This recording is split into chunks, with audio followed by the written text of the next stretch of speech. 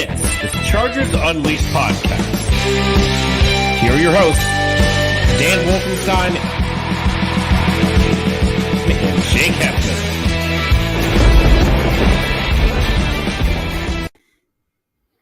Welcome to another edition of Chargers Unleashed. Jake Hefner and Dan Wolkenstein here with you from the LAFB Network. Today's show, of course, is being brought to you by BetOnline, Charger Bull Family, Rock Solid Sports Memorabilia. If this is your first time tuning into the show, make sure to hit that like and subscribe button on YouTube. You can also follow us on Facebook, Twitter, Instagram, Spotify, and Apple Podcasts. Dan Wolkenstein, it's 9 o'clock, Saturday, August 13th. Wake up. Grab your espresso, grab your coffee, grab your kombucha, your vitamin water. In my case, it's an energy drink. I thought you were going for a beer. I do have a little bit of a moral compass to me.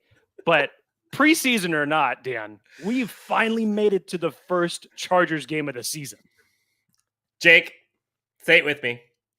Football is back. Chargers Unleashed. Listeners, viewers, welcome to the show, guys. We are live. We have a football game to talk about today. Chargers versus Rams, preseason week 1. So much to talk about.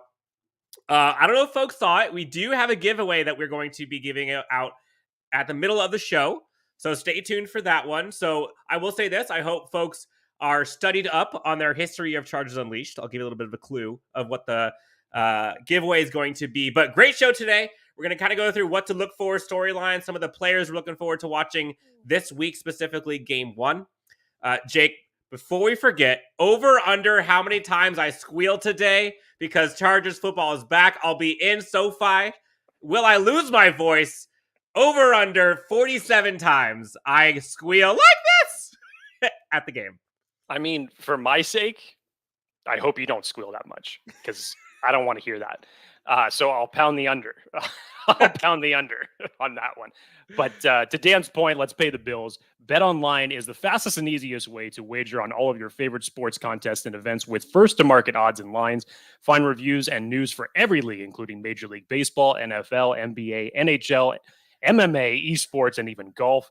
BetOnline continues to be the top online resource for all of your sports information from live in-game betting, props, and futures. Head on over to BetOnline today or use your mobile device to join and make your first sports bet using the promo code BELIEVE50. That's BLEAV50 to receive your first 50% welcome bonus on your first deposit. BetOnline, where the game starts. Jake, we got friends and family already in the chat. Let's go ahead and give them quick shout outs here. Richie Lloyd, bolt up. Football is back, baby. We've got Alex Sandoval, bolt up. David, I think he's mentioning this to both of us. Nice seeing you at camp. You too, my friend. Let's go through these. Oh, Herbalist. Yo, let's go, bolt up. Jorge believes and agreed with me that it was, in fact, a beer that you were holding up. I'm sure a lot of people did. Like, yo, Jake's getting started today. Craig Smith is saying, try the ZOA Fruit Punch. It's a Rocks energy drink. Yes, the ZOA energy drink, for anybody that has not had it, it's actually very, very good. And Craig will probably be pissed at me because when I was at the grocery store this morning, looking at what energy drink I was going to get. Look, I'm partial to watermelon, which is why I chose this one. But it was literally between that and the ZOA blueberry. And so Craig's probably going to be like, bro, you chose wrong. I understand, but can't knock my watermelon, dude. This episode is brought to you by ZOA Blueberry. Right. Craig Smith. Oh, yeah. Go Bolts, by the way. Jorge Rodriguez helping us out. Believe50. That's right. Go to BetOnline. Use the code Believe50 to save from BetOnline. Herbalist. How many rushing attempts does Xander Horvath get? Over under 8.5 attempts. Before you answer, Jake, give your questions in the comments. Go ahead and text us at 31032. And we'll go ahead and answer your questions live or in the comments as we go through this episode. We are going to get into the fullback position. So, Herbalist, hold your tongue there. We'll totally answer that question. Jake, all right, so we're going to go through the positions. We're going to go through kind of what's exciting, what we're going to look for. But to kind of set the stage, preseason, week 1. Lots of players are playing. Also, lots of players are not playing. You're not going to see a Justin Herbert. You're not going to see it, obviously, Derwin James, Joey Bosa, Khalil Mack, Keenan Allen. Like, a lot of these guys are not playing, which I'm so okay with. Overall, what are you looking for today? Like, what should we be eyeing when we're looking at it? Like, obviously, the final score doesn't matter. Coach doesn't care about the final score. He wants to get people reps. You heard Staley talk about, like, this is where we get to judge folks who haven't yet proven themselves. And so, like, what should we look for as we're watching this game? I mean, outside of specific position battles, Dan, as a whole, I mean, like you said, there's going to be a good handful of guys that are not going to play this game. I think Staley alluded to that during his press conference this week when he basically said, if we know who you are, or as far as your roster spot goes, you're probably not going to be playing. So all the big names that you're expecting to see out there, offense, defense, you're probably not going to see them. So what does that do? That gives a great opportunity for a lot of these depth pieces. And Dan, this is what we've been talking about most of this preseason already, is just the Chargers seem like they finally have great depth behind some of their top-notch pieces. So especially for you're looking at guys in the draft, other possible free agent people that have been brought in, undrafted guys that have been making a lot of noise during camp, i.e. the Raheem Lanes, the Lloyds, you name it. This is their time to shine. The Jamal Davises, I could keep going on, and we will throughout this show, but these are the guys that you really want to look out for. So it's roster spot battle at this point. And for these young guys, you now only get 3 opportunities. So what are you going to do when you're out there? Make the most of the reps you get, regardless of how many they are. Make the most of the reps. So I'm looking forward to seeing a lot of these young guys today. Yeah, looks like Xander Horvath is someone a lot of folks are excited to see. Zaddy Horvath about to go off, says Jorge Rodriguez, and also talks about the running back battle going to be something good to watch as well. Sam Frieden, ZJ77, Sawyer, Pipkins, and Norton on the line is going to be good to watch for. We will obviously get into the offensive line. So, Jake, let's just kind of start it off then. Let's go right into kind of the positions that we're looking forward to. Jorge talked about it. Running back position. We obviously know Austin Eckler's that dude. Nothing to worry about with him. After that, though, there's probably 2 or 3 spots up for grabs. You've got Joshua Kelly, who's been a standout so far at camp. People have talked about his progression and his improvements in the offseason compared to last year. He's gained weight. He's got more size, more speed. You've got Letty Brown. You got Kevin Marks. You've got Larry Roundtree. This is going to be a position that you're going to finally be able to see, like, them getting tackled. Can they break tackles? How are they looking in terms of vision? Jake, I think running back 2, 3, possibly 4 spot are all up for grabs. Do you see any one of these guys kind of separating themselves? Like, what are you looking for from this group? So first off, I'd be interested to see, like, if you base anything off of the unofficial depth chart that was released this week. So it went Austin Eckler, Joshua Kelly, Larry Roundtree, Isaiah Spiller. Obviously, that's not going to be the depth chart when it comes to regular season game 1. But if you were to pick any one of those guys outside of Isaiah Spiller that I feel has separated themselves, not necessarily by much, it's probably been Joshua Kelly in practice. And again, we're not talking about a wide margin here, but Joshua Kelly, especially listening to him yesterday during his press conference and talking about all the offseason work that he's done to better his technique, to better his body, came into camp looking bigger, is in better shape than he was a year ago. I would be interested to see how this goes. So you may actually see Joshua Kelly starting this game, and I'll be interested to see when they actually decide to put Spiller in there. You haven't really seen that much from Kevin Marks or Larry Roundtree as of yet, so we'll see how their time is split throughout the game. But, if we can already pencil in Isaiah Spiller essentially as the RB2, let's see who's going to take over this RB3 spot. And again, I'm one of the people that have said I don't think that you need to carry more than 3 running backs on the active roster. So make it a tight battle, make it a tight competition between these remaining 4 guys. Yeah, we've all seen Isaiah Spiller at camp, and he looks as advertised. He's got a nice smoothness to him, calmness. His first jab step is incredible. You see a lot of work that he brings on special teams, which honestly, a lot of these guys are also vying for work on special teams too. So look for that as well. That could also be a telltale sign. Obviously, they need to run, but pass protection, special teams, those are the things that get you a roster spot on this team when it's this deep. But next one, Jake, let's go to it. People talked about it. Zaddy himself. Xander Horvath, the fullback position. Hell, we don't even know if there's going to be a fullback on this roster because we have so many. There will be a fullback on this roster. Yes, but who is it going to be? Like, are we going to have a Xander Horvath? Are we going to have Gabe Neighbors? Is it going to be Gerald Everett? Is it going to be Larry Roundtree? Like, there's a ton of guys who can kind of fit that bill, along with some of the tight ends as well. Xander Horvath ripped. The guy's shredded, obviously. Everyone talks about how physical he is at Purdue. We see him already. Like, I don't necessarily know if I'm like looking forward to it in terms of like how much of an impact it's going to have on the team. But I'm more just like, okay, we finally get to see this guy knock some dudes over. Yeah, and it's interesting when you go back to Xander Horvath's college career when he was out at Purdue. He was more of just the straight running back style, even though he had that fullback aspect to him. He was much more of just like an overall tailback. So, but the good thing is, Dan, what we've already seen from him in camp is that he's very capable of catching the ball out of the field, not afraid to hit people when he's out there. And as Daniel Popper alluded to in his article, what's really going to come down to this when you're watching this between Gabe Neighbors and Xander Horvath is the special teams play. And what is that going to look like? And always for some of these I don't want to say abstract, but positions like this, as far as the fullback goes, when you talk about tight battles, special teams is the difference maker at the end of the day when it comes down to it. So what's that going to look like? Gabe Neighbors obviously has the advantage because he's been in this system a lot longer than Xander is. We know how close he is with Justin Herbert, but there's a reason why the Chargers went out, albeit in the 7th round, that the Chargers went out and drafted Xander Horvath. You saw what happened last year with Steven Anderson essentially taking over that fullback, halfback spot because there was more things that you could do with him. Versatility that you brought into that position, another added element that you could give this offense.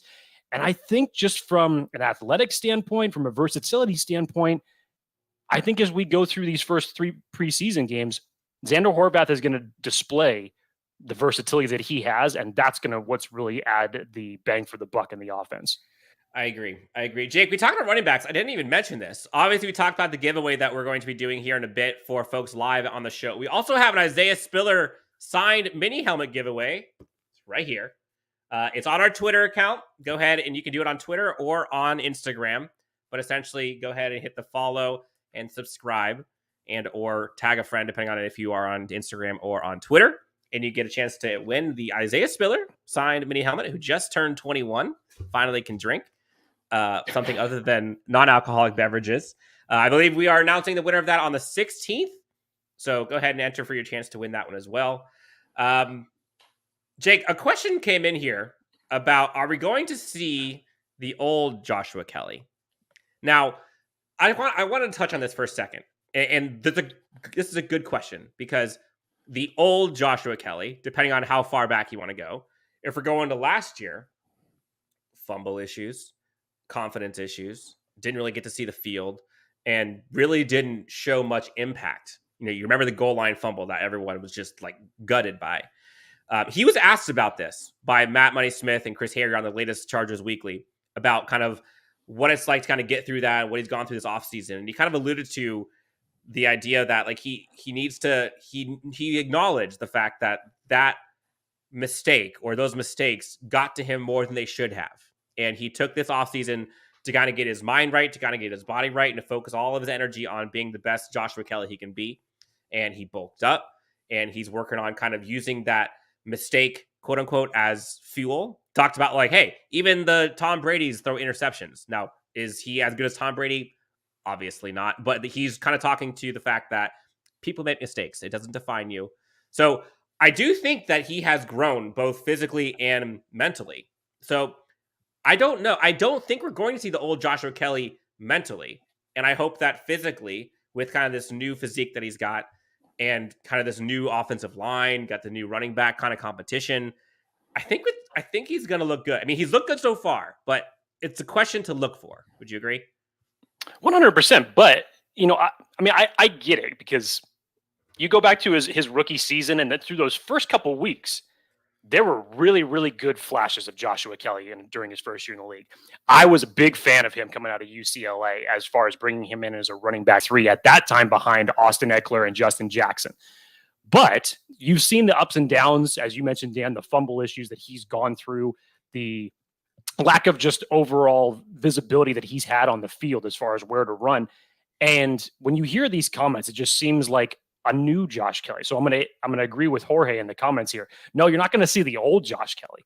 You're going to see the new Josh Kelly, I would think. So this is a perfect opportunity for him to really separate himself from the rest of the pack. If everything that he's done, been training for, and these comments that he had yesterday on Thursday are true.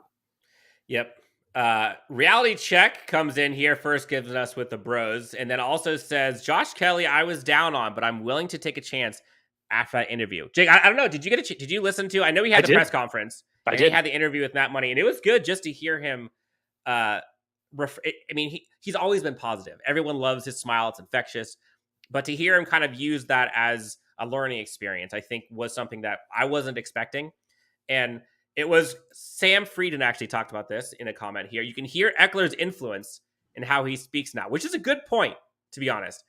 Eckler has talked about like needing somebody to step up and needing kind of that like perspective and that fight and competition. And so it's kind of cool to see this running back group kind of come together. They talk about it like, yes, it's a competition, but they're all friends and they're trying to get better. So fullback, running back, the whole thing's going to be fun. They get to finally hit people and get hit.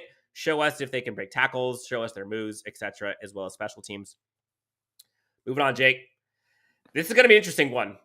So, skill positions, wide receiver. I don't know what we're going to see, but there's going to be a lot of comments. This is going to be one of those things where like Chargers fans are going to have to like temper their expectations and recognize that like one play, one series, one game, it doesn't define your narrative or their narratives. Like there's a lot to kind of unpack with this. But so far, we've seen DeAndre Carter ball out. We've seen Michael Bandy really stand out. He arguably had one of the best catches of the entire camp so far. And then Joe Reed has kind of seen a little bit of play, of action, and he's kind of made some catch. I've seen a couple touchdowns he's had, fade routes. So this, I'm not really concerned about like the, Mike Williams, Keenan Allen. I'm not going to see them really. And Josh Palmer, I'm really not even concerned with either. And Guyton, I'm not really concerned, quote unquote, with. But I'm curious to see this group specifically because this trio, they're obviously wide receivers. They obviously can play special teams. And they're kind of all battling for that same spot, mold, archetype of player. Obviously, DeAndre Carter, he's in. But if there's going to be another one, that's going to be where this is going to be exciting. So watch out for these names on special teams, as a gunner, as returner, obviously as a wide receiver, jet sweeps, you name it. That's where you're going to see if these guys can make the team. Yeah, Dan, to me, this all comes down to, is the Chargers going to keep 6 wide receivers or 5? And 2 of these guys that you have up on the screen is going to be the main storyline for that possible 6th position between Joe Reed and Michael Bandy. And as you alluded to, special teams is going to be huge for these guys. And as we have noted during training camp, Michael Bandy has gotten a lot more reps in the special teams drills than Joe Reed. And again, that's surprising now, 2 years in a row that we have seen this, especially given Joe Reed's resume going all the way back to his time in college and what he was able to do on special teams. And trust me, I'm rooting for Joe Reed. I'm glad he's back healthy. I'm glad that he had a very nice mini camp earlier this year. And again, as you mentioned, he's had his moments, probably not as much as Carter and Bandy, but he's had his moments. So with the likelihood that you're not going to see Keenan Allen or Mike Williams in the game tonight, what's the rest of this wide receiver group going to do? What's the most of these opportunities that they're going to make over these next 3 weeks? And yes, as much as I'm excited to see DeAndre Carter play in an actual game, I mean, the guy there is an argument to be made out there right now that DeAndre Carter is not wide receiver 5. He's wide receiver 4 with the way that he's looked out there in camp. So production-wise, absolutely. Yes, to me, it's 2 guys that I'm really focused on as we get more into the later part of the game. And that's Bandy and Reed. Show me what they can do. Yep. Yeah, Herbalist, love what I'm seeing and hearing out of Carter. I just hope the best for Joe Reed. I'd hate to see him leave the squad. I agree. Herbalist, Joe Reed, here's hoping you can show out. A reality check comes in, Jake. Bandy got practice squad written all over him this year. We are too deep. Now, I don't. It's not from a lack of play, but if the Chargers don't end up keeping 6 receivers, then I fully agree with you on that. Yep. But it's definitely not from a lack of play that he has practice squad written all over him. I agree. All right, let's go to the next one, Jake. Offensive line. This has been one of the biggest storylines all offseason. And the Chargers, they kind of went all in with their existing squad when it comes down to Trey Pipkins, Storm Norton. We've heard all offseason, how much improved they are, and the Duke Manyweather comments and all that kind of stuff. Like, we've heard all that. Today, though, we get to see these guys go up against other players on other teams and quite literally fighting for their job. One of these guys is going to be the starter. One of these guys is not. Storm Norton, Trey Pipkins. You might even see like Jamari Salyer out there. You might see him obviously at guard. Oh, you will. You'll see a lot of things on the offensive line, but I think this specifically, Storm Norton versus Trey Pipkins as the kind of the right tackle battle. And unfairly, Jake, I think this is the hard part. One play can make or break one of these players' entire season. And it's unfortunate. Like, as an offensive lineman, you can go 39 for 40 on pass protection, and 39 of them are great. One of them you get beat, and that's the highlight reel. Yep. And so it's unfortunate, it's hard, and the coaching staff takes that into account. Oh, this is going to be tough. I think, personally, I know it's kind of neck and neck. I think Pipkins would probably get it if it started today. Are you nervous about this? I'm not nervous about this because, look, here's something that we need to temper our expectations on if we're talking specifically about the right tackle position.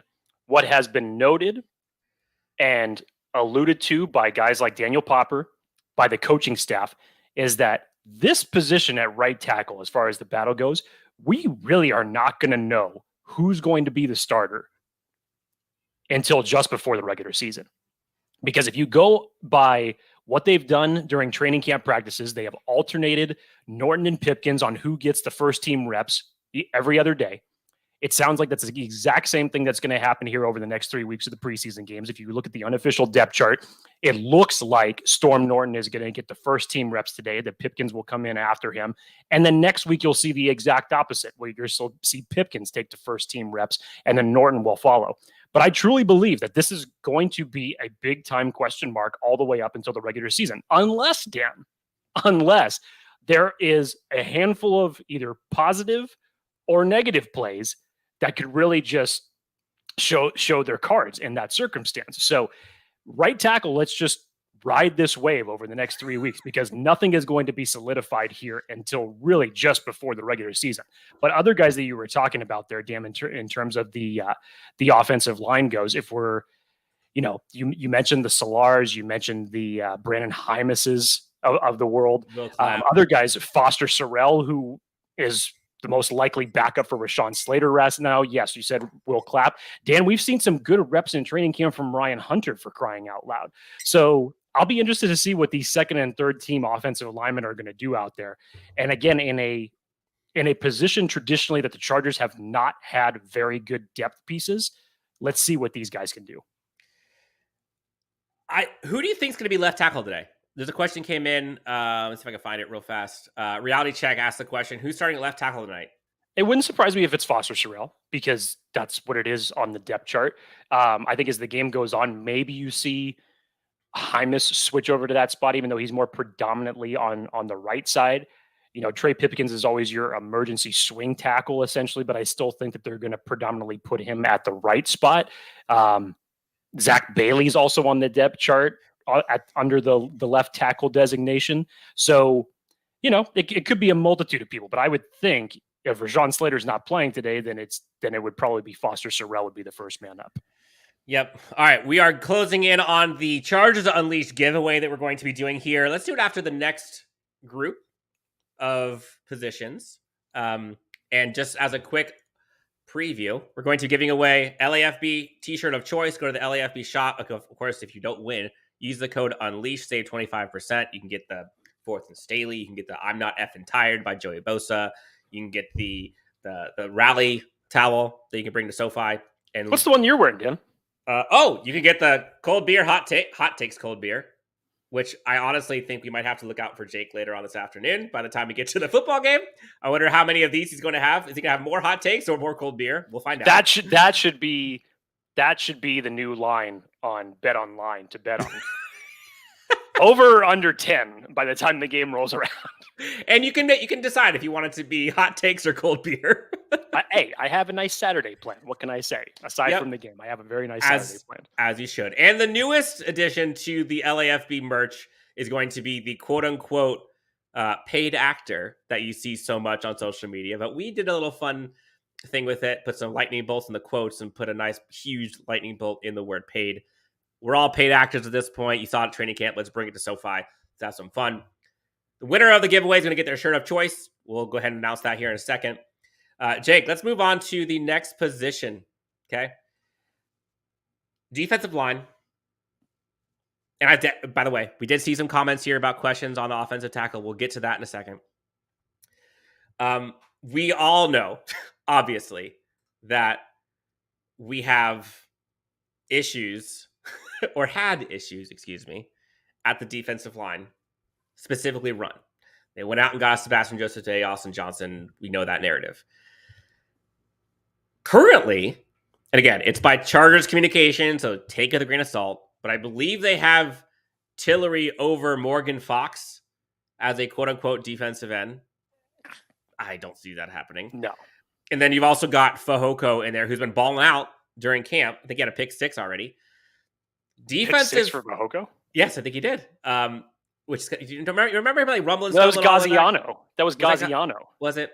That's what I was like.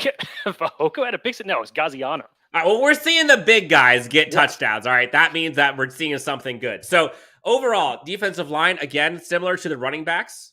This is where we're going to see them actually being able to be physical against another team, able to make tackles, able to push the pocket, or able to go in pursuit. Who knows? Tillery's playing for his roster spot quite literally. Fehoko, quite literally. Morgan Fox, I think, is safe. I'm not worried about it. But I think Fehoko, Covington, Tillery, Merrill, Gaziano, all those guys, the defensive line interior is going to be something that, again, if you see one of them get like a huge, tackle for a loss, forced fumble, sack, that's a big deal for defensive linemen. And so for guys like Tillery, who like everyone feels like they have something out for him, like if he goes out and shuts everybody up, like it's gonna be a big day. So defensive line, I would say interior defensive line is a big one. Yeah, 100%, Dan. What is Jerry Tillery going to do with these opportunities that he's had? Because we've heard the comments now. When we've been there at practice, hasn't really been a lot to say about Jerry Tillery up until this point. And a lot of people have speculated that there is a good chance, given the new acquisitions on this defensive line, given essentially that you brought in 4 new faces, and that's including Tito with a draft pick, and with the other young guys that you have behind him, and Brandon Fehoko, Christian Covington, Forrest Merrill, where does Jerry Tillery fit into this whole mixture? Can he separate himself? Because Fehoko has just looked spectacular through training camp thus far. I think that was the one of the issues that I had, even though I know it's unofficial depth chart. I looked at that and I said, why is Brandon Fehoko behind Christian Covington right now? I know it's unofficial, and I know it's, probably a veteran getting the benefit of the doubt. I love the way that Tyler Schoen from Guilty as Charged actually spoke about it, because he literally took the words out of my mouth. He's like, and now we're going to see all the overreactions. I'm not going to overreact to this depth chart. And what is Christian Covington doing over Brandon Fehoko? I literally thought that exact same thing. But Dan, this is a revamped defensive line essentially in just one season. And what are these young guys going to do when they have this much time to make a name for themselves? I don't see any way how you can keep Brandon Fehoko off this roster. I just don't, when it comes down to it at the end of the day. Regardless what happens between today and the end of the preseason, I do not see any way that you can keep him off the roster, given what he did for you in the run game last year and what he's already showed out in training camp this year. Forrest Merrill, that's close to my heart. I really like Forrest Merrill. Bowling ball 66. I would love to see him get a little bit more time as well, because he's made some sporadic noise in training camp as well. So, this will be an interesting one to watch for. And I'm excited for this, because this is one of those positions where there's just so much depth and so much competition behind it. And when we're talking about literally possibly the difference of one roster spot and 3 or 4 guys duking it out for one, it's gonna make it interesting. I agree. 100% agree. Lots of comments here about the defensive tackle spot. Some folks are high on others. Some folks are very low on a one Jerry Tillery. And again, like, if we're being critical, if we're being honest, there is reason to be critical of Jerry Tillery. He has not lived up to that first round hype. Now, look, you can say, sure, he hasn't been in the same system for more than a few years. And sure, he had a ton of snaps last year in a position he wasn't ready for. And sure, it's a new system. And no, like, I'm sorry, but at defensive tackle, defensive line, like, there's only so many things that can change for you before, like, you have to step up. You just have to. Like, you're in your 4th year. Not going to pick up. They didn't pick up the 5th year option. It's time. Speaking of Tyler Schoen, guilty as charged, guys. Tyler, thank you so much. Gave us $10 for good luck this season on YouTube. Guys, go ahead and donate if you'd like to get your super stickers, whatever they're called. I don't even know what they're called at this point. But thank you, Tyler. Appreciate it. Good luck to you guys as well. Jake, I went all the way through the offense and I forgot one position. And this is kind of a fun one. So let's get to tight end in a second, Jake. But before we get to that, let's just kind of fly through some of these comments because they're actually pretty funny. Herbalist, Fahoko gonna light up tonight. Bolt up, excuse me. Reality check, vote no on prop Tillery. I'm sorry. That was actually pretty good. Nate B, I've heard nothing but bad things about Tillery through camp. I generally don't understand why he hasn't been traded or cut. Look, I think regardless of where things stand right now in training camp, I think the writing is almost in permanent ink that's on the wall right now for Jerry Tillery. We know he didn't pick up his 5th year option. We heard the comments from Brandon Staley during mandatory minicamp as far as his thought process. Remember, Tillery didn't show up for a little portion of minicamp as well. So, and couple that with how the play has gone through training camp thus far. Again, unless something drastically changes here over the next 3 weeks, I think it's right. The writing's on the wall, personally. I agree. Sam Frieden, by the way, Jake, current winner of the 2 tickets to the Chargers-Rams preseason game today. Enjoy, Sam. Congratulations. Enjoy. Great seats. I think you're in the 300 level. Have some fun tonight. First beer is on you if I see you. Jake, should we do a giveaway before we get to the tight ends? Let's do it. All right. Chargers Unleashed LAFB giveaway. We told you about it before. We're doing a giveaway for folks who are live on the show. We told you probably should know a little bit or two about the history of Chargers Unleashed. So, Jake, would you like to do the honors of asking the question, or would you like me to? Please do, Dan. Please do. All right. So, again, for a LAFB merchandise t-shirt of your choice, again, you guys can DM us after you win if you win. The question to win, first person to answer it in the comments will win the shirt. Who was the first special guest on Chargers Unleashed? Who was the first special guest on Chargers Unleashed? Friend of the show. Everybody's opening up another window right now on YouTube. Just that's okay. Which one is it? Let's see how fast those Twitter fingers are. We'll let folks do some digging, figure it out. Jake, let's go to the tight ends. Okay. Obviously, Gerald Everett, Donald Parham. I'm not sure how much we're going to see from those guys today, but after that, there's a whole bunch of dudes fighting for a roster spot, and it's kind of hard to see other folks making it, other than obviously McKitty. What say you? Well, Dan, if we're taking what Daniel Popper said into his latest article, which should be the truth, because obviously we know how often he's out there and his copious notes that he's taken. Obviously, with Donald Parham going down last week, thankfully it doesn't look like it's anything serious. You're probably not going to see him tonight because he's still dealing with the hamstring issue. Popper also said that he doesn't expect Gerald Everett or Trey McKitty, as McKitty is still working his way back from minor injuries. So what does that mean? You're going to see a lot of Campmore, Kromenhoek, Sage Sherratt. That's going to be the bulk of your tight ends so far, or tonight. And make it interesting, because Cam Moyer, when he's gotten his opportunities in camp, Dan, he's actually shown out pretty nice. So if the Chargers do end up keeping a fourth tight end, I truly don't believe that they will, given the talent that you have at 1, 2, 3. But give these guys an opportunity to shine. Let's see what they can do. So again, nothing huge to look for from the tight end position, but as far as these young guys, and more specifically from Camp Moyer, because he's the one of the guys that are battling for a roster spot, I think that he's shown out the best so far out of this group. I like to see what he can do. Jake, so far, tons of comments, tons of guesses on who was the first guess. All good guesses on Chargers Unleashed. We got every single one of these ones Austin are people Eckler, that we have had. Chicken Parm, Donald Parham. We got Austin Eckler again. We've got Donald Parham again. We got Matt Money Smith, Chris Harry. T22 says none of them are right. Hopper. James Wagner, friend of the show. Hey guys, bolt up and why not say it? Let's ride! Yes, by the way, Coach Staley said it first. Just going to put that out there. Hope everyone in Chargers Nation is well. And finally, dear God, it's game day. Amen. Great show. Thank you guys. Jake, I think we have a winner. How about that? I think you have a winner. And this winner has won. It's a good day for you. It's a good day for Sam Frieden.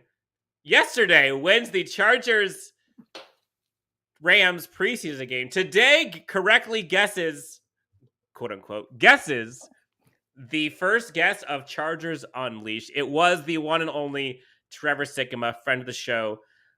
Great stuff. Sam, you win again. You already know our DM details, so DM us your information as well as which shirt you like, what size, color, whatever, and we will get that over to you. Congratulations. Do you think he can go 3 for 3? Like whatever the next giveaway is. Like if he gets a third one, I'm like, dang, he needs to go to the casino. Something, dude. There's obviously something then messed up in the progressive slots of Chargers Unleashed. Clearly. All right, so Jake, let's get back to it. We talked about defensive line. Some of these guys just make us wish that we had more time or more energy or more dedication, if we're being quite honest, to the gym routines. That's no question. Damon Lloyd, Jamal Davis, and generally speaking, kind of that like outside linebacker situation. I can't wait to see these guys. You've seen Damon Lloyd, Jake, just ball out. Like that's not hyperbole. Like he's actually balled out so far during training camp. You've seen his name splash everywhere. You've got Jamal Davis also balling out, and dude's a freaking specimen. This is going to be fun. And I think because of the Kenneth Murray / Drew Tranquil unknowns, there's kind of this opening that we're kind of seeing happen where one of these guys could very well make the squad. Now, there's probably a better chance that they are both on the practice squad, but like there's a good chance one of these guys makes the team. Watching these two, we saw a one Kaiser White kind of light it up last night.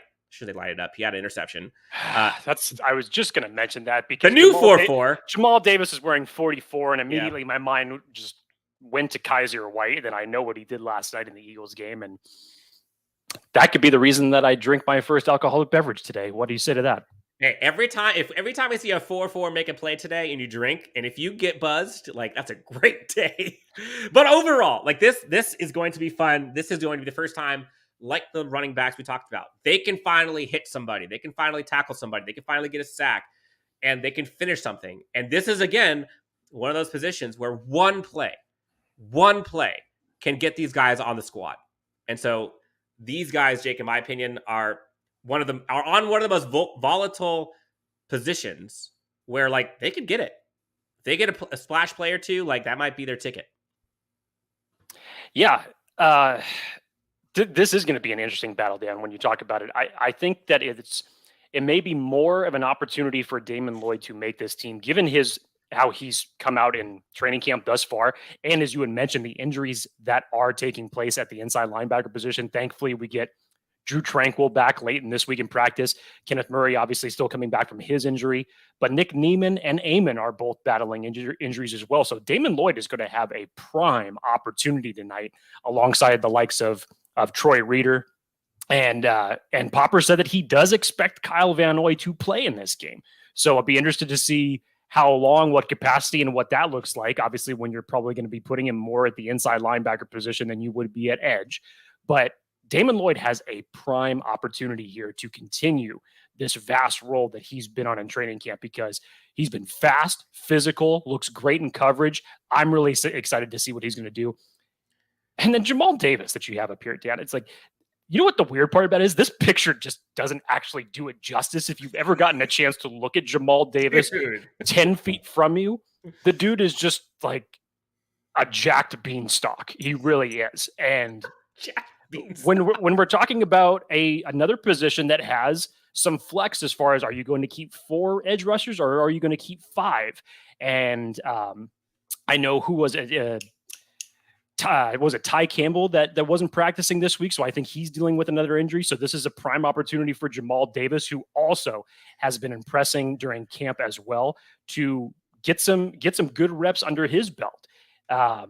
What is Chris Rumpf going to look like in year 2? Now that we know that he's put in a lot more weight, Joey Bosa alluded to it. He's no longer, what did he say? He's no longer a string bean. He's an asparagus. Yeah, he's an asparagus now. So let's see what he does. Because again, we shouldn't expect to see Joey Bosa or Khalil Mack out there in this game. So these guys that are fighting for possibly the 5th edge rusher spot, I'm excited. And Jamal Davis and Damon Lloyd are 2 guys in their respective positions that I am really excited to see them play. Herbalist puts a comment. Who shows out more in pass rushing? Is it going to be Hillary, Fox, Davis, or String Bean? I mean, Chris Rumpf. Obviously, he meant Tillery, not Hillary. And Chris Rumpf also is something that's been kind of a storyline. Like he's come out bigger. He's talked about, and I think Joey Bosa even alluded to it. He's more physical. I think the defensive line coach talked about being able to kind of feel his presence more than we did a year ago. So, Jake, question: who shows out more in pass rushing? Fox, Davis, or Chris Rumpf? I think it has to be either. Well, it's got to be Fox or Chris Rumpf. Yeah, I would pick between those 2. Honestly, I would. Reality check. Lloyd is a sleeper to make the roster. I agree. He's kind of been like the darling of camp so far. Him and DeAndre Carter, I would say, are the 2. He's making it damn hard to stay off the roster. James Wagner comes in with a conspiracy theory, though of interest. Derwin James hold-in, perhaps intentional, for the development of Nazir. Crazy, but hey. Do you buy the conspiracy theory?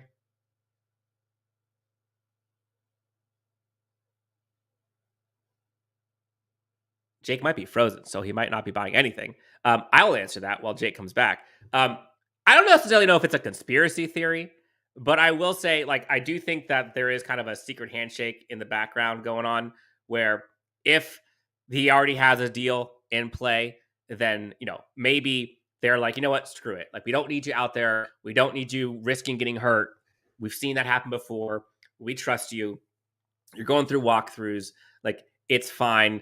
Don't worry about it. Well, let's put it out there, I don't know, right after preseason. Like, why not? Because none of us really think we need to see him come back. But we do need to see Jake come back. I have no idea where Jake went. Hopefully he comes back soon. If not, we're going solo, me and you, the rest of the time. So Derwin can hold out all preseason, show up week 1. I don't care. Reality check. I would agree with you. I don't necessarily think we need to see anything from Derwin James at all. I know we had a bunch of new players. I know we have a bunch of new, scheme and everything going on with all the different, defensive linemen coming in. We've got linebackers. We've got safety. Like, I don't like the team is looking just fine without Derwin James right now in terms of how much pressure and how much, impact we've seen so far in training camp. So imagine what that will look like with an added Derwin James. So moving on, praying for Jake Hefner right now. I'm hoping he can come back. We'll see. This is live TV, folks. Okay, so corners and safeties. Let's go with the corners first. There's a ton of guys that for the first time, it feels like for the first time, Chargers fans are finally able to see a Chargers secondary with depth. Like, it feels so good to be able to see Chargers secondary show this much depth where we can actually have a competition of who can come in faster, the secondary or Jake Hefner. Jake, welcome back.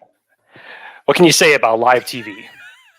That's Reality exactly it. That's exactly it. I paused myself. I intentionally disconnected my internet, and I went out to go get that first libation of the day.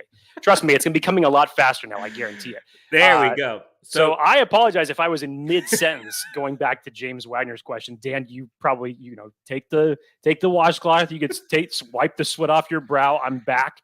I'm so glad you're back. I have no idea what the hell you just said over the last 45 seconds or so. But all I was saying in terms of the Nasir Adderley, Derwin James development aspects, no. Respectfully, I love James Wagner, but Nasir Adderley's development has been by his own accord, and he's been doing a great job on it. And outside of me going to get a drink, Dan, what the hell have you been talking about? We have moved on to the secondary. We're looking at corners now. So I think this is a big one. We talked about how excited we are to see the depth finally show up, and we're seeing those guys actually show out at camp so far.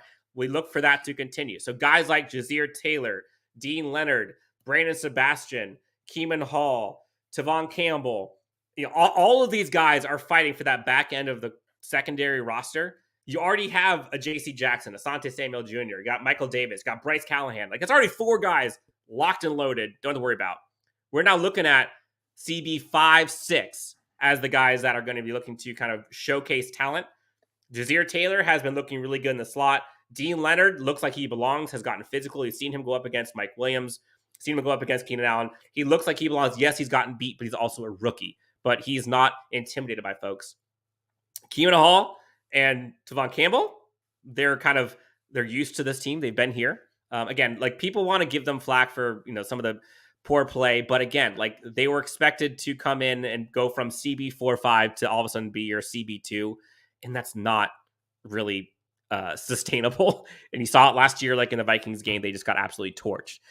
So overall, secondary depth, huge, and it's going to be important. And I can't wait to see this all 4 quarters. We get to see the corners on display. Another one of those positions, though, 1 interception by one of these guys, 1 dropped interception, 1 broken coverage can be the difference between making the roster and you're on a different squad or you're in practice squad. Yeah, Dan, I mean, as far as if we're just singling out the cornerbacks here, you mentioned Jazir Taylor, Dean Leonard. It really is going to come down to how many total defensive backs are you going to keep on this roster? When we went through our 53-man projection, we didn't see them keeping any more than 10 total, 5 corners, 5 safeties. Now, when you look at the way that this cornerback group has showed out, and hell, even the safety group, if you're starting to think of like guys like Raheem Lane that has even really come onto this team. Shown on the screen now. How many defensive backs are you really going to keep? Because you've seen really good stuff from Dean Leonard, from Jazir Taylor. Keeman Hall is in that mix as well, as far as trying to get that last roster spot. Alohi Gilman, Dan, was a guy who we didn't have on our final 53, but with the time that Mark Webb was out, he actually was making plays here and there. Again, nothing like substantial and consistency goes, but I thought he did a nice job of taking those opportunities because I think that he knows that he's battling for a roster spot currently. And again, as you had mentioned, and as we have mentioned with other positions here, special teams is going to be so crucial.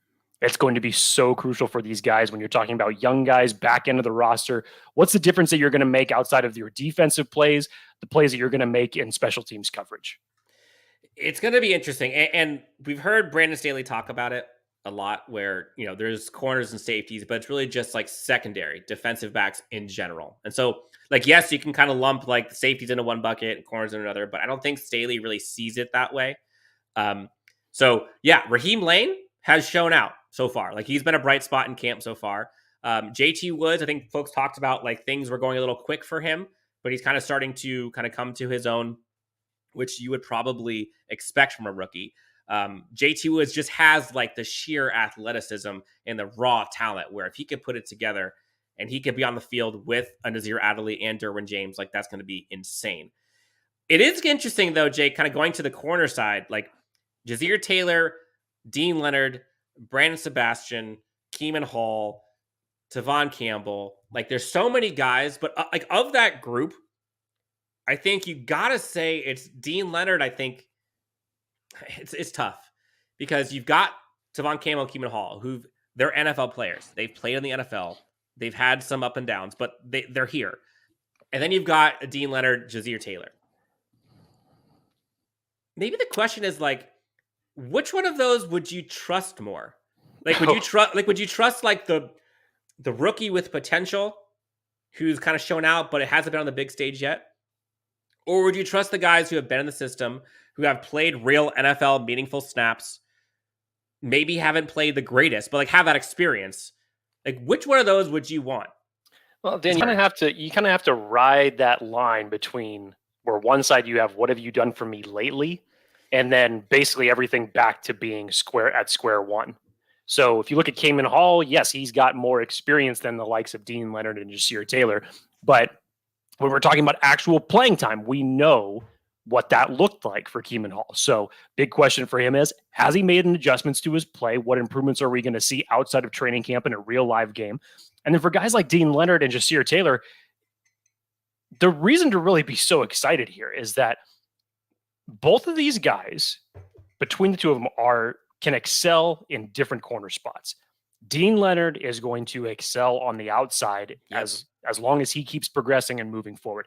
Jazir Taylor, because of his speed, he's been essentially the next slot guy behind Bryce Callahan. And that's where his bread and butter is. And again, when you're talking about how much versatility that you have in this secondary roster, if we're just talking about cornerback specific, look what one thing in adding J.C. Jackson does. It adds so much versatility to Asante Samuel's position. Yes, what are you going to do with Mike Davis essentially being slotted in as your CB4 now?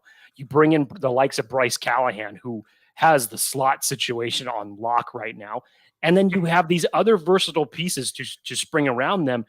And your secondary group all of a sudden is extremely talented with speed and size and hopefully physicality as well. So again, it's going to be a battle for this last spot. And again, it really comes down to how many are you going to keep? And if at the least, let's make it a tough cut. I would love to see all three of these guys go out and perform well. Make the cuts tough. I think that's what I'm most looking forward to, though, is like last year, I think we've seen a lot of people kind of talk about it. There's been some rumblings where like folks were kind of provided like the de facto spot. And I think that was because of lack of depth the Chargers team had last year. This year, like it looks to me that this coaching staff is like, F it. Whoever is the best player at that position, like you're going to have to win it on talent. Like, I don't care how long you've been here, i.e. Jerry Tillery. I don't care if you've been in the NFL, i.e. Tavon Campbell, Keeman Hall. Like, it doesn't matter. Like, the best players are going to win. Screw how much we paid. Screw how much what draft pick you are. That's what I'm looking forward to. Like, these guys are literally playing for their jobs. And they're friends on the field, but they're also competitors, weirdly, on the field as well. So, safeties, corners, I think in general is going to be a fun one. And I think that's going to be something that you can see a lot of. Like, there's only so much we're going to see from the tight end battle, but the secondary is going to be out there all game. And whether or not they throw to them, you could still look at film to see how they go up against wide receivers, how they go up in special teams. Are they able to cover? Are they able to press? Who knows? So corners, safeties, big one. Question came in, Jake, from James Wagner. Kind of an interesting one. We didn't talk about the quarterback battle because obviously you know who our QB1 is. We don't need to. I don't think it even matters who QB 2 and 3 is because they're both going to stay on the roster. But the question came in specifically about if for whatever reason, I'm paraphrasing here, James Wagner asked the question, if for whatever reason Justin Herbert is not playing, do we have a dude at quarterback that can kind of orchestrate a game-winning drive? He talked about like the, Easton resurgence. Coach talked about the development he's had. You heard him on an interview recently and kind of showing what he does from day to day. Do you have belief in either of those two quarterbacks to go out and manage, possibly win a game for you? Honestly. How do I phrase this properly? Good luck. Absolutely fucking not. What can I say? Look, there is, in terms of the actual question here that James is asking, and I know that there is a camp of people that believe that Easton Stick should be the number 2 guy as far as this quarterback position goes. I'm personally of the belief that I think that Chase Daniel, especially just for a guy, whatever you want to say about his career, his stats, everything like that, that's all well and good, and it's valid. But as a guy who's been in the league that much, who has seen that much, whether it means that he's got a clipboard on his hand or he's been getting starting reps, for Justin Herbert, I thought that was crucial for him coming in the way that he did. If we remember going back all the way to 2020 in that type of a fashion, I think that was critical in his development. And I personally think that he's taken to that and he's learned a lot from that. Now, Easton Stick, I see the advantages that he has over Chase Daniel. I remember that preseason game when Easton Stick got loose and ran all the way to the end zone. It looked great. But there has nothing that has been shown for me in training camp that Easton Stick is that dude personally. Now, I'm also of the belief that I don't believe that the Chargers should go into this season keeping 3 quarterbacks, especially when you have this many guys battling it out for roster spots. But everything that we've read from Coach Staley, it seems like, and much like the 53-man predictions have gone, that we're going to see all 3 of these guys end up making this roster. Maybe it is a long-term development standpoint to build Stick up to that point of becoming a reliable backup for whenever Chase Daniel is either no longer in this roster or walks away from the game, whatever it may be. Maybe that is the long-term plan. I don't know. But as far as what you've seen from camp, let's just say we'll see what happens when you're going up against a team other than your own. Yes. Folks loved your response, by the way. I will say, I would agree. So Sam puts out a comment here. If our run game takes a step forward, we could probably win with Chase for a couple games. Not happening in the playoffs, though. I agree. I think if the Chargers have a game manager at quarterback, I think they can get away with it based on talent alone on the defensive offensive side of the ball, quarterback aside. Can they go all the way? Absolutely not. Like, we're all on the same boat. Like, if Justin Herbert is out, like, there's no point in us talking about Super Bowls. But I think we all know that. So I think the bigger question here is, like, of the 2 guys, who do you trust more?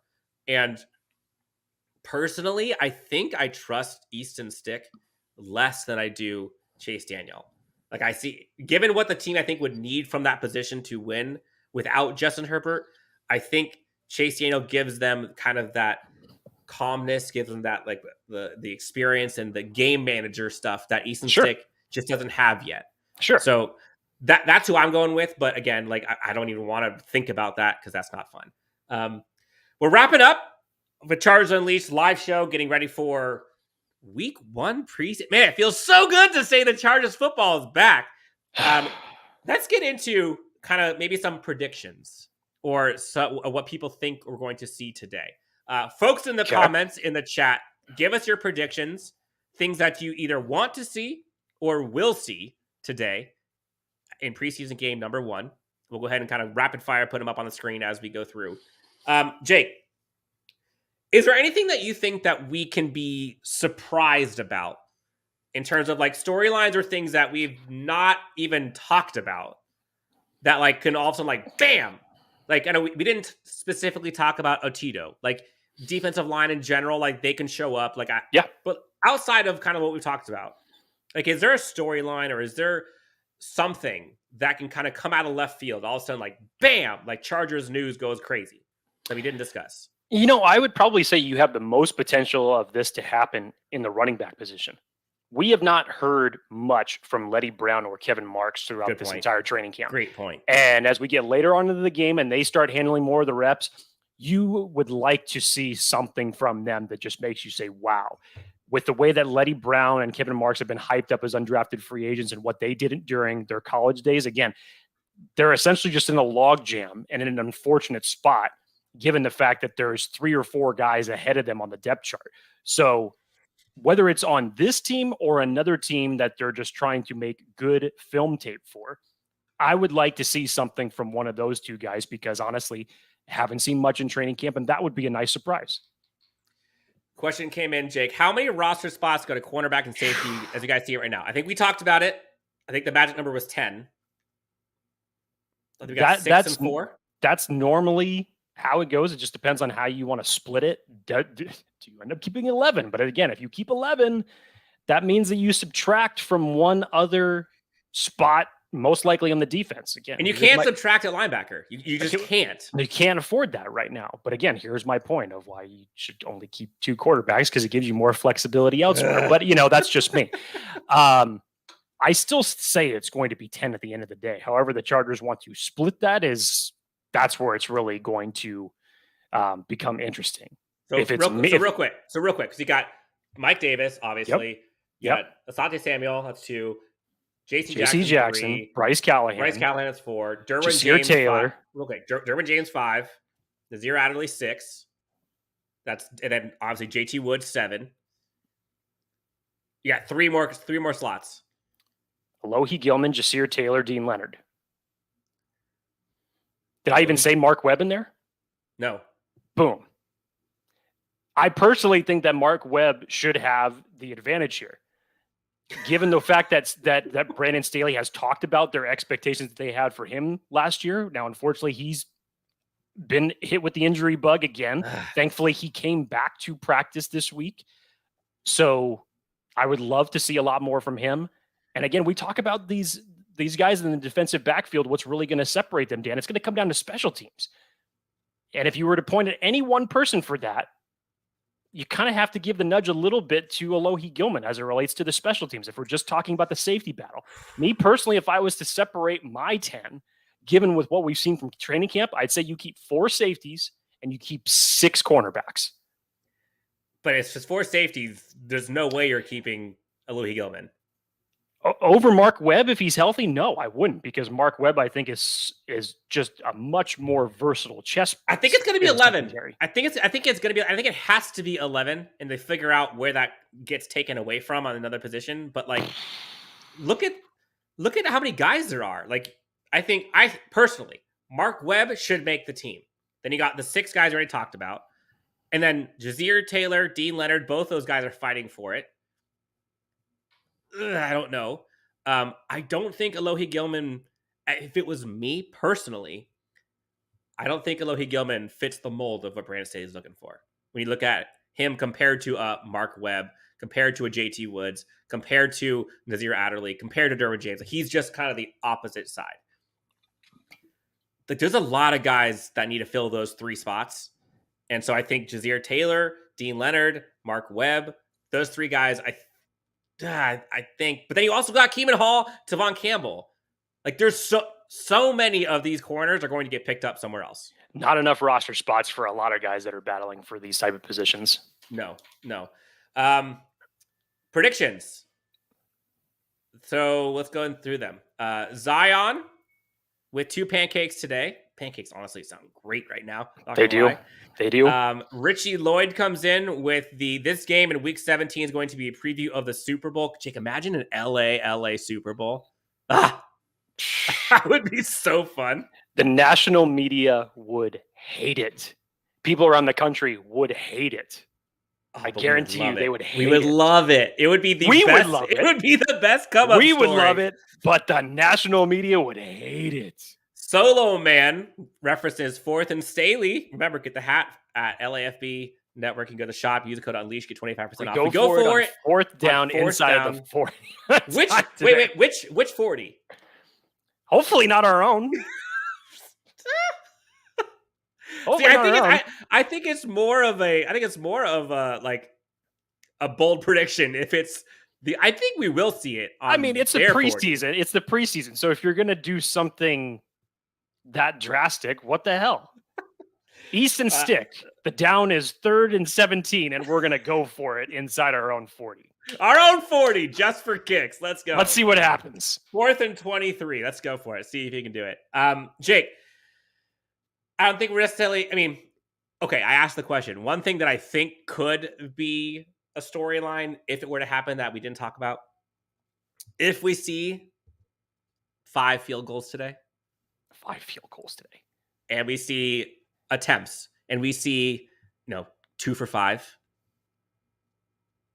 That's a storyline. Like, nothing gives Chargers fans anxiety more than like kicking issues. Is that you putting negative energy out into the world? No, but I'm saying, well, yes, but I'm saying in terms of like storylines that have not been talked about that like could come out of left field and be like, crap. If we see Dustin Hopkins just shank 3 of 5 field goals today, I guarantee you tonight, tomorrow morning, everyone's gonna be talking about like, crap, here you go again with the kickers. Wolkenstein, I don't think it'll happen. I know. Who are you right now? Why would you even put that out into the world? I'm just helping folks prepare for the unexpected. Me, and no other Chargers fan ever wants to have to talk about a kicking situation ever again. Solo Man asks, what is your red zone percentage prediction today? Offense or defense? Let's go both. Yeah, that's a good one. Okay, so offense last year in the red zone, as far as just putting up overall points, not necessarily touchdowns, the Chargers weren't bad at that. So again, we're not talking about Justin Herbert at the helm now. So what's that going to mean? Still, you're going up against pretty damn deep defense, regardless, even if their starters aren't going to be playing. So you know what, Dan? Let's just say let's give them the benefit of the doubt. Let's say they make 4 trips inside the red zone. Humming. I'll say they get 2 touchdowns and 2 field goals. 4 for 4. Yeah, I'll still say they'll go 4 for 4, okay. But that'll be their scoring split. What about defense?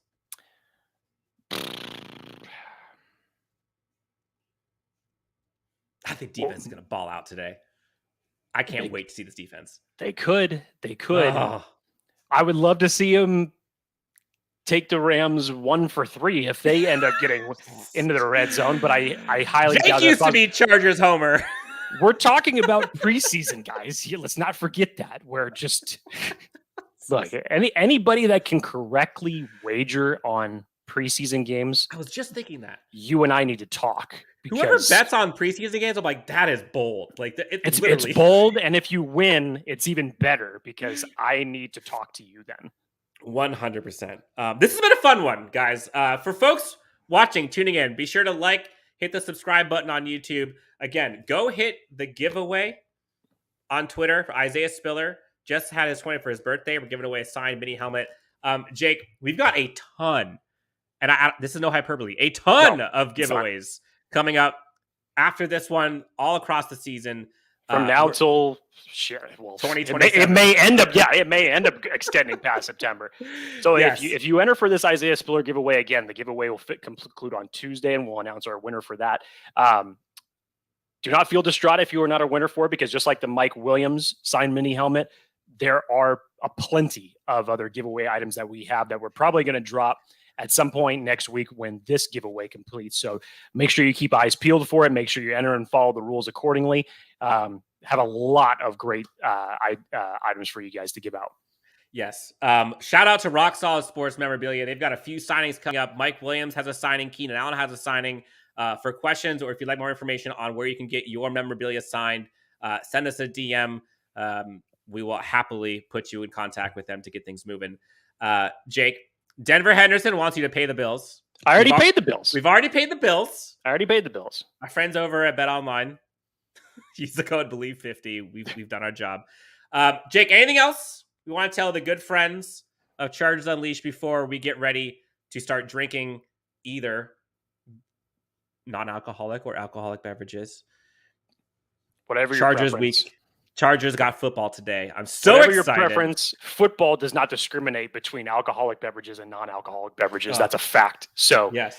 I'm just happy that we can sit on our couch in front of a television that has Chargers football on it once again. Yoda brother, the director, comes in As with if the on hammer. point, talking about alcoholic beverages. Stay frosty. The frostiest Bolt brothers on the web. Bolt up, bros. Chargers football tonight. I'm shaking. We're all shaking. The director. Cannot wait to see you out at Chargers camp. Out at Chargers game this season. I know you're going to be there. We'll be there together. I got your back. For folks who have not seen, which I'm pretty sure everyone knows who the director is, but if you don't, go follow the director. What have you been doing?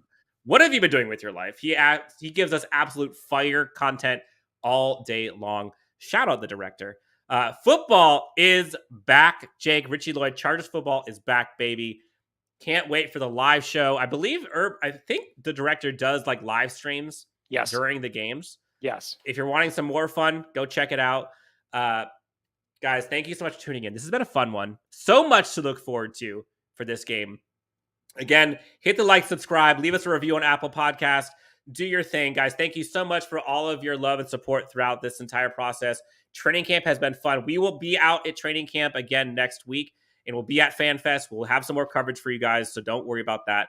But until next time, you can find Jake Hefner on Twitter with his Manscaped t-shirt. Won't find that on Twitter. At Jake D. Hefner. Myself, you could find with a 4th and Staley hat, either in the stands today at SoFi or on Twitter at Dan W Sports. Guys, thank you so much for tuning in. Enjoy this time. Chargers football is back. Bolt fan, we got this. 4th and Staley, let's ride.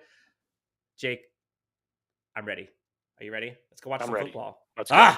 Football is back, guys. Thank you so much for tuning in. We'll talk to you next time on Chargers on